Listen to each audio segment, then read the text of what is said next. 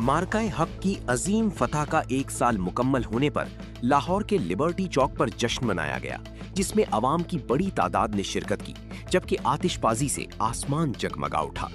तफसीलात के मुताबिक पंजाब हुकूमत की जानिब से मार्का हक की अजीम फतह का एक साल मुकम्मल होने पर लिबर्टी चौक पर शानदार प्रोग्राम का इनेकाद किया गया, जिसमें अवाम की बड़ी तादाद ने शिरकत की।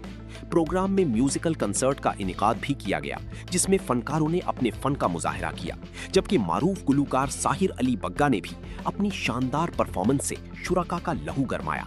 जश्न फतह के प्रोग्राम में सीनियर सूबाई वजीर मरियम औरंगजेब ने खसूसी शिरकत की, जबकि रात 12 बजे शानदार आतिशबाजी की गई, जिससे आसमान रंगों और नूर से रोशन हो गया।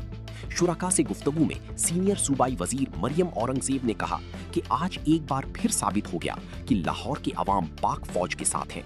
उन्होंने कहा कि मार्काए हक और उसके बाद फील्ड मार्शल आसिम मुनीर ने मुल्क का वकार बुलंद किया, जबकि वजीर आजम शहबाज शरीफ ने क़ियादत का हक अदा कर दिया।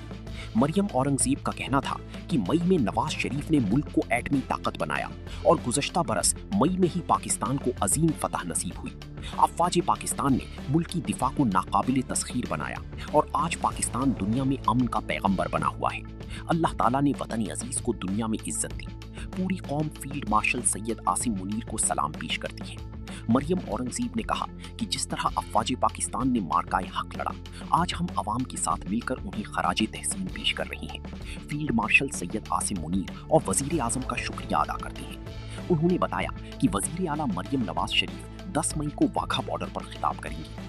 मरियम औरंगजेब ने मजीद कहा कि वजीर आला मरियम नवाज की क़ियादत में पंजाब तरक्की कर रहा है। अपने खिताब के इख्तिताम पर सीनियर सूबाई वजीर ने पाकिस्तान जिंदाबाद, पाकिस्तान हमेशा जिंदाबाद का पुरजोश नारा भी लगाया, जिस पर पिंडाल में मौजूद शुरका ने फलक शिगाफ अंदाज से जवाब दिया।